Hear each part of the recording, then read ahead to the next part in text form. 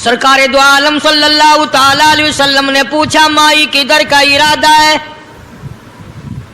اس نے اتنی بڑی بڑی گالیاں نکال لی اور کہنے لگی مکے میں جادوگر آ گیا، میرے گھر میں جادو پھیل گیا، میری نوح مسلمان ہو گئی، میرا بیٹا مسلمان ہو گیا، اس نبی کے جال میں پھنس گیا، میں تو اس کے جادو سے بچ کر اپنے ایمان کو بچانے کے لیے فلانے دیہات میں چلی ہوں۔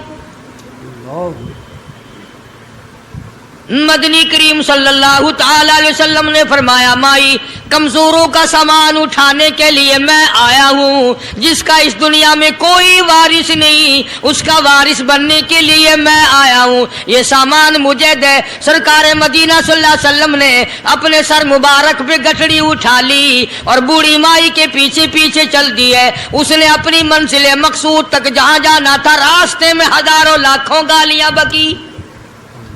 السلام علیکم پیارے دوستو، امید کرتا ہوں آپ لوگ خیریت سے ہوں گے۔ آج کی اس ویڈیو کے اندر میں آپ کے لیے فرقانی حنیف ملتانی صاحب رحمۃ اللہ علیہ کا زبردست اور ایموشنل کر دینے والا بیان لے کر کے حاضر ہوا ہوں۔ اس بیان کو اگر آپ نے دھیان توجہ کے ساتھ سن لیا تو ضرور انشاءاللہ آپ کی زندگی کے اندر تبدیلی آئیں گی اور آپ کو کچھ معلومات ہوں گی۔ تو چلیے ناظرین کرام اس بیان کو ہم اسٹارٹ کرتے ہیں اور سنتے ہیں۔ سرکار دو عالم صلی اللہ تعالی علیہ وسلم نے پوچھا مائی کدھر کا ارادہ ہے؟ اس نے اتنی بڑی بڑی گالیاں نکال لی اور کہنے لگی مکے میں جادوگر آ گیا، میرے گھر میں جادو پھیل گیا، میری نوح مسلمان ہو گئی، میرا بیٹا مسلمان ہو گیا، اس نبی کے جال میں پھنس گیا، میں تو اس کے جادو سے بچ کر اپنے ایمان کو بچانے کے لیے فلانے دیہات میں چلی ہوں۔ مدنی کریم صلی اللہ تعالی علیہ وسلم نے فرمایا مائی کمزوروں کا سامان اٹھانے کے لیے میں آیا ہوں، جس کا اس دنیا میں کوئی وارث نہیں اس کا وارث بننے کے لیے میں آیا ہوں، یہ سامان مجھے دے۔ سرکار مدینہ صلی اللہ علیہ وسلم نے اپنے سر مبارک پہ گٹڑی اٹھا لی اور بوڑھی مائی کے پیچھے پیچھے چل دی ہے۔ اس نے اپنی منزل مقصود تک جہاں جانا تھا راستے میں ہزاروں لاکھوں گالیاں بکی۔ میرے گھر کا بیڑا غرق کر دیا، میرے گھر میں دین نیا پھیلا دیا، جادو پھیلا دیا، نئی نئی چیزیں آ گئی، پرانا دین ختم کر دیا، میرے گھر کی رسوائی ہو گئی، میں اپنا ایمان بچانے کے لیے آئی ہوں۔ جہاں بڑھیا مائی نے جانا تھا منزل مقصود پہ پہنچ گئی، ٹھکانے پہ پہنچ گئی، سامان نیچے اتروا کر حضور کو پلہ پھیلا کر جھولی پھیلا کے دعائیں دینے لگی اور کہنے لگی او میرے بیٹا جیسے اس جادوگر سے میں بچ کے آ گئی ہوں، جیسے اس دین نئے پھیلانے والے سے میں بچ کر آ گئی ہوں، میرا دین بچ گیا، میرا ایمان بچ گیا، میری دعا ہے اللہ کرے تو بھی بچ جائے۔ سرکار مدینہ صلی اللہ تعالی علیہ وسلم کی آنکھوں میں آنسو آ گئے۔ فرمایا مائی جس کو سارے راستے میں گالیاں دیتی آئی ہو، جو تیری گٹھڑی اٹھا کے سر پہ لایا ہے، جو تیری ساتھ آیا ہے، جسے جادوگر کہتی ہو، جسے گالیاں دیتی دیتی تھکتی نہیں ہو، وہی اللہ کا پاک پیغمبر محمد الرسول اللہ، میں تیرے سامنے موجود ہوں۔ اٹھ کھڑی ہوئی، حضرت کے قدموں پہ گر پڑی اور کہنے لگی اگر تو وہ نبی ہے تو میں اشہد اللہ الہ الا اللہ و اشہد ان محمد رسول اللہ، کلمہ پکار اٹھی۔ آج کہاں یہ چیزیں ملیں گی؟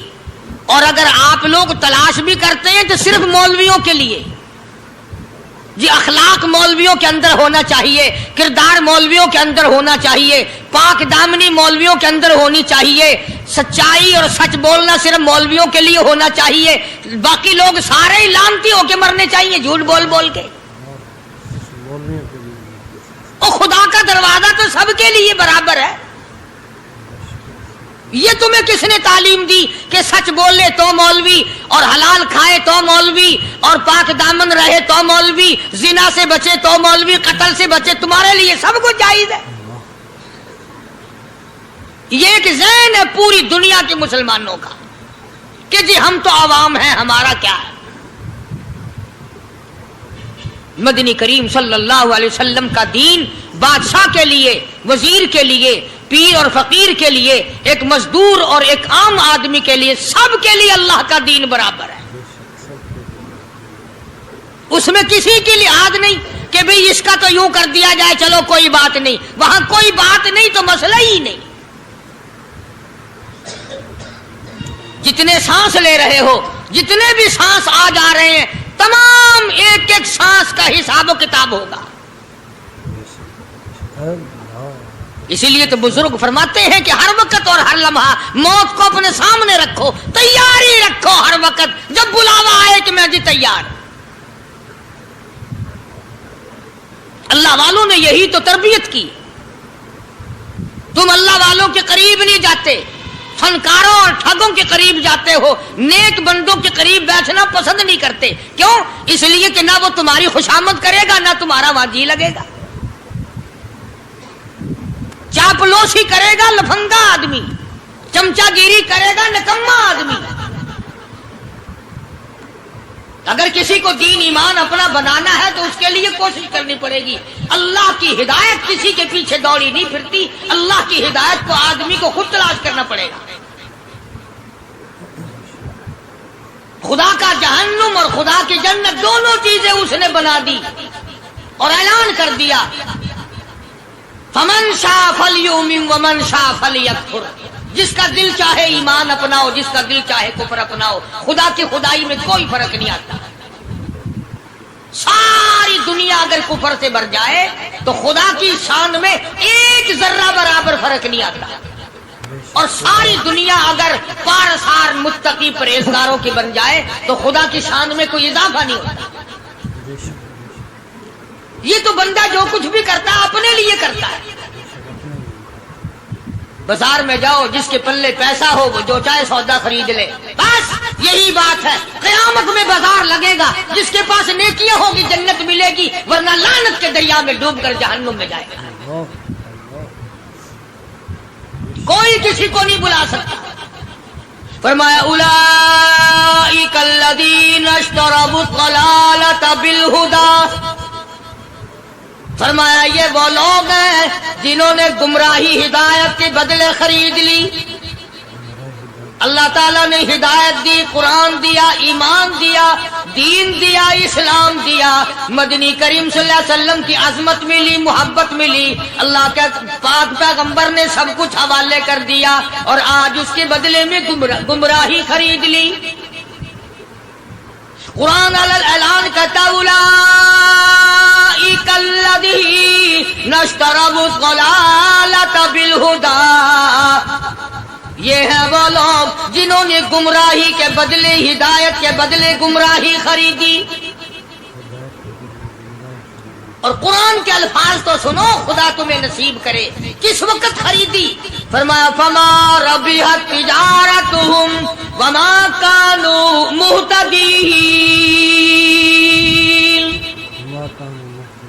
ہدایت ملنے کے بعد، مسلمان کے گھر میں پیدا ہونے کے بعد، مسلمان کہلانے کے بعد، ایماندار کہلانے کے بعد، اتنی بدعملی، اتنی بدتمیزی، اتنا گناہ کیا کہ مرتے وقت ادھر دم نکلا، ادھر جہنم میں پھینک دیا گیا۔ ایک صحابی نے عرض کر دیا یا رسول اللہ صلی اللہ تعالی علیہ وسلم، فرمایا عرض کیا قیامت کب آئے گی؟ قیامت کب آئے گی؟ اللہ اللہ اللہ، یہ پوچھنا بھی صحابی کے بس کی بات تھی، اور اللہ کے نبی نے پتہ پھر کیا جواب دیا؟ فرمایا قیامت کا جو پوچھ رہے ہو کیا تیاری کر رکھی ہے؟ یعنی یہ نہیں فرمایا کہ فلاں دن فلاں وقت یہ، اور کسی نے پوچھ جو لیا متا سا کالی کملی والے قیامت کب آئے گی؟ فرمایا کیوں، کیا تیاری کر رکھی ہے؟ کیا تیاری کر رکھی ہے؟ وہ بھی شاگرد کالی کملی والے کا تھا صلی اللہ علیہ وسلم، پوچھ تو بیٹھا، مرید حضور کا ہے، مقتدی حضور کا ہے، دیدار پیغمبر خدا صلی اللہ علیہ وسلم کا کرتا ہے، فوراً سنبھلا۔ اس نے پوچھا نا قیامت کب آئے گی؟ اللہ کے نبی نے جلال میں فرمایا کیا تیاری کر رکھی ہے؟ سارے کون ہے؟ سبحان اللہ۔ صحابی ایسا سنبھلا تو کہنے لگا آقا میرے پاس تیری محبت کے سوا اور کیا ہے؟ اللہ اللہ کیا جواب دیا؟ کہتا ہے آقا میرے پاس تیری محبت کے سوا اور کیا ہے؟ میرے پاس تیری محبت کے سوا کیا ہے؟ کیا خوبصورت جواب. تم جیسا ہوتا تو کئی روزوں کا سہارا لگاتا، کوئی نمازوں کی بات کر کے کھو دیتا، کوئی سخاوت کی بات کر کے کھو دیتا. کیا جواب دیا ہے صحابی نے؟ تمہارے میرے دماغ میں بھی کبھی نہیں آیا ہوگا ساری عمر میں. کہتا کالی کملی والے میرے پلے تیری محبت کے سوا اور کیا ہے؟ صحابہ کہتے ہیں حضور صلی اللہ علیہ وسلم نے جو یہ الفاظ سنے مسکرا دی. آج ہمارے پلے کیا تیاری؟ رات دن قرآن کہتا ہے تیاری کرو تیاری کرو، وقت آیا وقت آیا، آیا وقت قیامت، آئی موت، آیا وقت، لیکن پھر بھی کوئی تیاری نہیں. اس لیے قرآن کریم للکار للکار کے کہتا ہے قل متاع الدنیا قلیل، دنیا بہت تھوڑے دنوں کا سودا ہے سمجھ لو. صبح آئی کہ نہ آئی، شام آئی کہ نہ آئی، آیا وقت. قرآن کریم نے ہر ممکن طریقے سے مسلمانوں کی تمام زندگی کے شعبہ جات کو پورا کرنے کے لیے لاہ عمل دیا. میں ایک رخ آپ کو آج دینا چاہتا تھا اور وہ یہ کہ نبی پاک صلی اللہ تعالی علیہ وسلم نے اس امت کے سامنے کس قسم کے نمونے نہیں رکھے. اخلاق و کردار میں سے کون سی بات حضور صلی اللہ علیہ وسلم نے چھوڑی؟ ہم اپنا پیٹ پہلے بھرتے ہیں، دوسرے کے لیے اگر سوچتے بھی ہیں تو وہ بھی بعد میں. یہاں معاملہ کچھ اور ہے. غزوہ خندق کا زمانہ ہے، مسلمانوں پہ بڑی تنگی اور بڑی پریشانی کا وقت ہے. یہاں تک کہ صحابہ کرام رضوان اللہ تعالی علیہم اجمعین کی جماعت کہتی ہے کہ حضور صلی اللہ علیہ وسلم کو صحابہ کرام نے دیکھا. ایک صحابی آپ کے سامنے حضور کے سامنے آیا اور اس نے اپنا کرتا اپنے پیٹ سے اٹھایا. اس نے بھوک کی وجہ سے اپنے پیٹ پہ ایک پتھر باندھا ہوا تھا. صحابہ کرام دیکھ رہے تھے.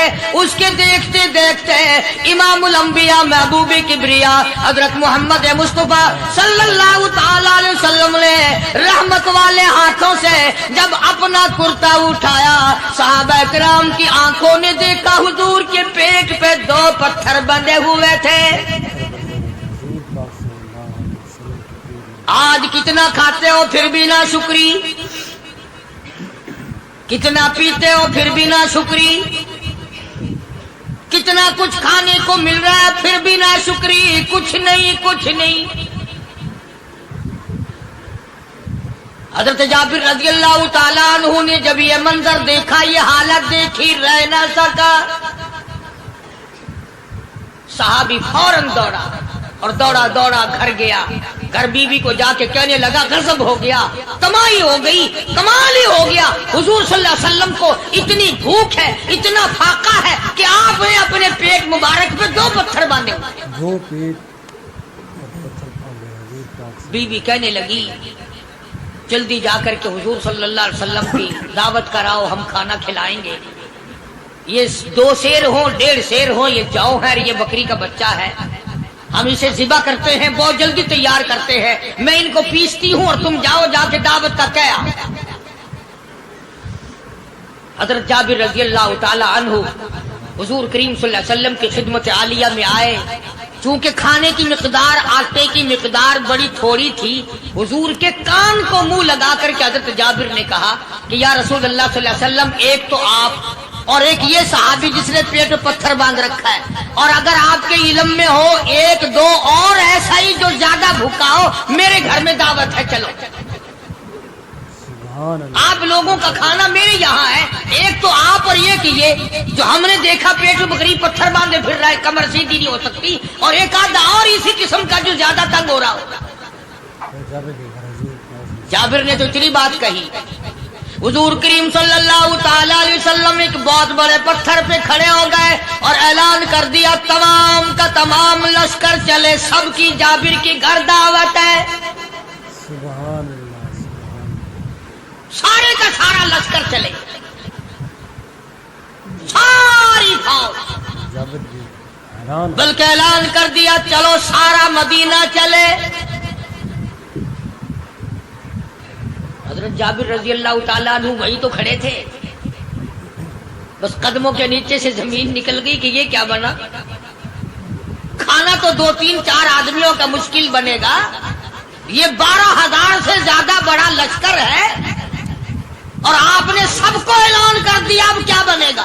सबको ऐलान कर दिया हुजूर पाक सल्लल्लाहु अलैहि वसल्लम की। जाबिर हजरत जाबिर दौड़े दौड़े परेशानी के आलम में घर गए, घरवाली को कहने लगे कि काम खराब हो गया। बीवी कहने लगी क्यों? ने कहा मैंने तो अल्लाह की बंदी, एक तो हजरत की दावत की थी और एक वो दूसरा जो पेट पत्थर बांधे हुए आया था, और मैंने अर्ज किया था कि 1-2 और इसी तरह का जो ज्यादा तंग हो रहा वो दावत है। हुजूर ने तो सारे लश्कर को ऐलान कर दिया कि चलो जाबिर के घर दावत है। सुभान अल्लाह। कभी कभी औरतें भी ऐसी बात कर देती हैं जो मर्दों को नहीं आती,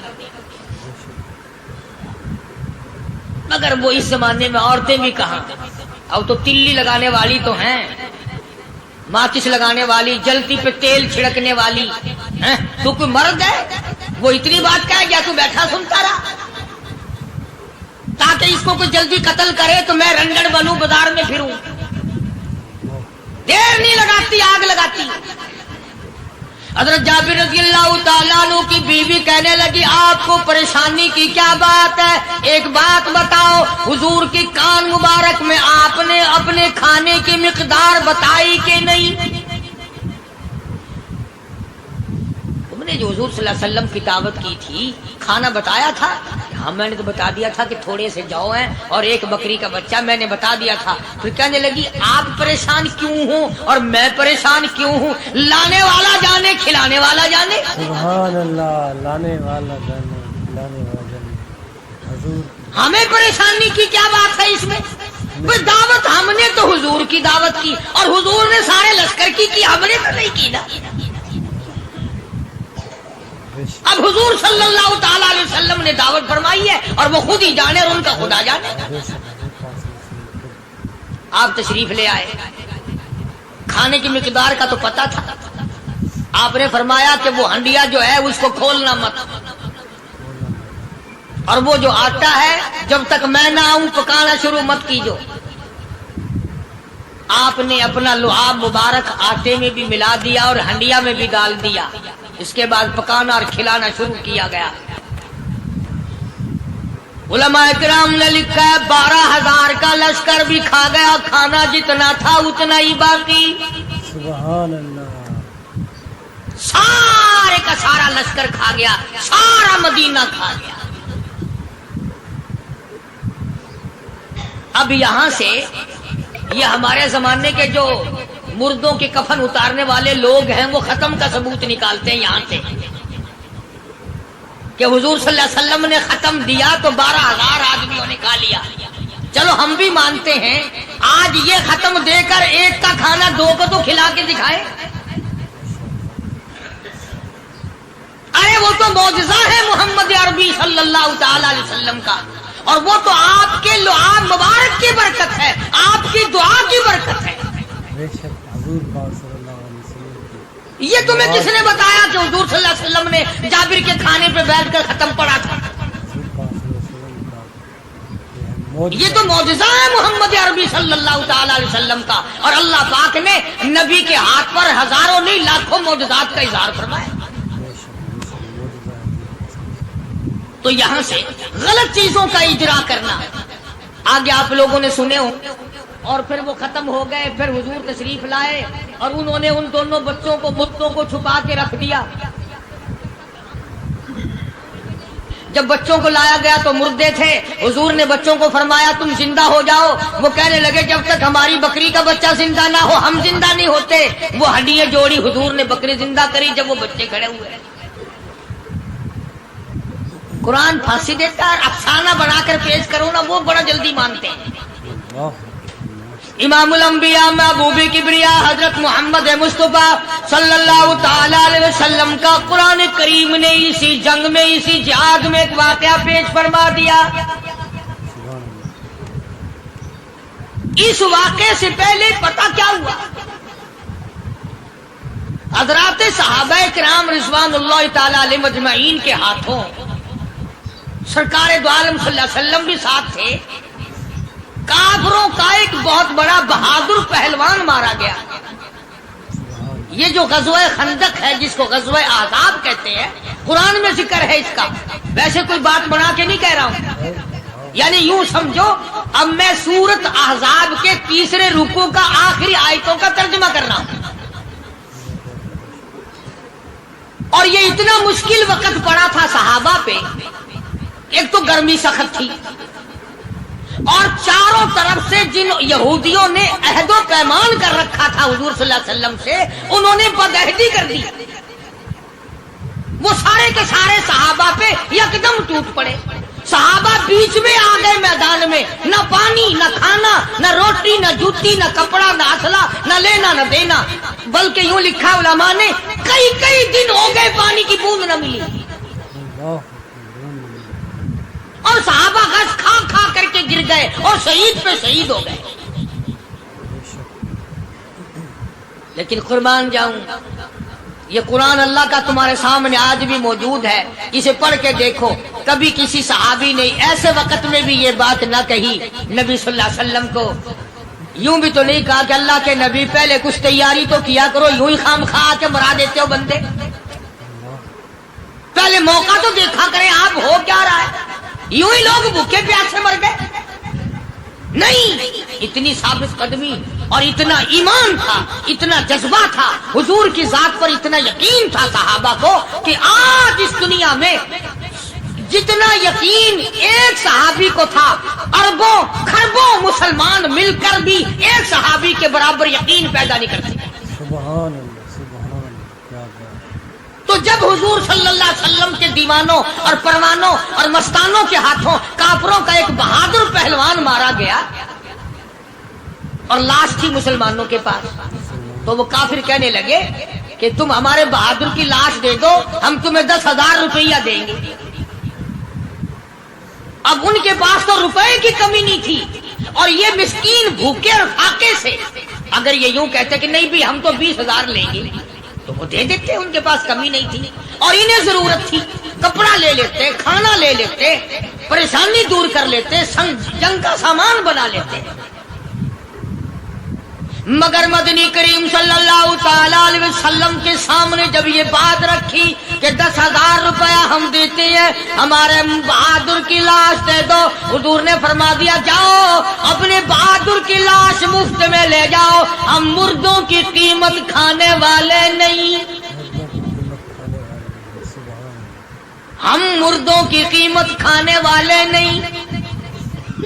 جب حضور صلی اللہ علیہ وسلم کی زبان مبارک سے یہ بات نکلی، اللہ کا دریائے کرم جوش میں آیا، فرمایا وَكَفَى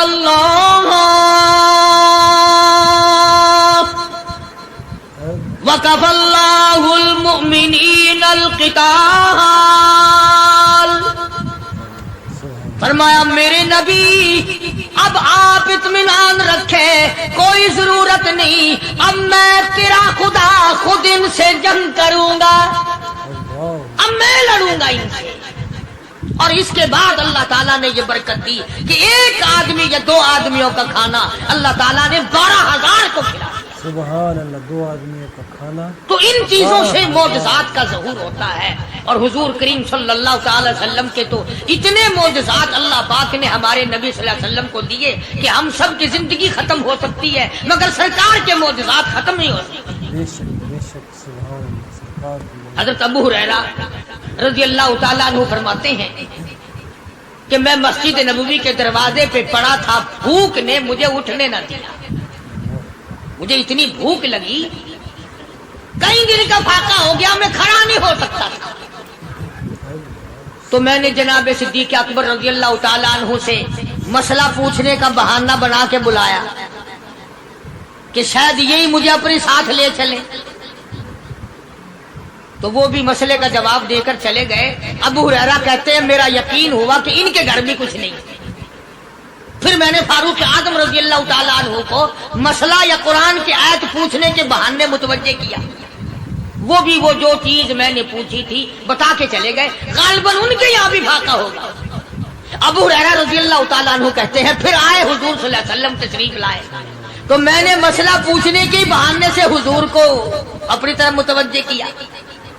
ابو ہریرہ کہتے ہیں حضور مسکرائے اور میرا مطلب سمجھ گئے.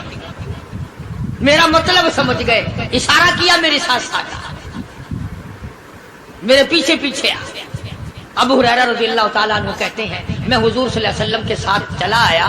آپ اپنے دولت قضا پر تشریف لائے, اپنے گھر میں تشریف لائے.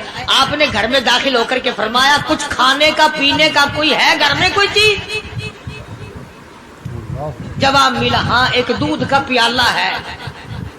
ہدیہ آیا کہیں سے, آپ کے لیے ہدیہ دیا کسی نے, دودھ کا پیالہ منگوا لیا. ابو ہریرہ کہتے ہیں میں بڑا خوش ہوا کہ لے میرا دو لگ گیا, کام بن گیا, مجھے ہی فرمائیں گے پی لے, رج کے پیوں گا. ابو ہریرہ کہتے ہیں کہ مجھے حضور صلی اللہ علیہ وسلم کیا فرماتے ہیں کہ ابو ہریرہ وہ جو مسجد نبوی میں 70-80 صحابہ صفا طالب علم ہے نا, جی ساروں کو بلا کے لا کے. ابو ہریرہ کہتے ہیں مجھے بڑی کھٹکی کہ ایک دودھ کا پیالہ یہ تو میرے جو گئی تھا, وہ 70-80 کیا کریں گے یہاں کے. ابو ہریرہ کہتے ہیں جب میں اٹھ کے چلا تو مجھے پھر واپس بلایا. فرمایا ابو ہریرہ مدینے کی گلی میں آنے میں جانے میں جو بھی راستے میں ملے اسی کو کہہ دے کہ حضور کے گھر دعوت ہے.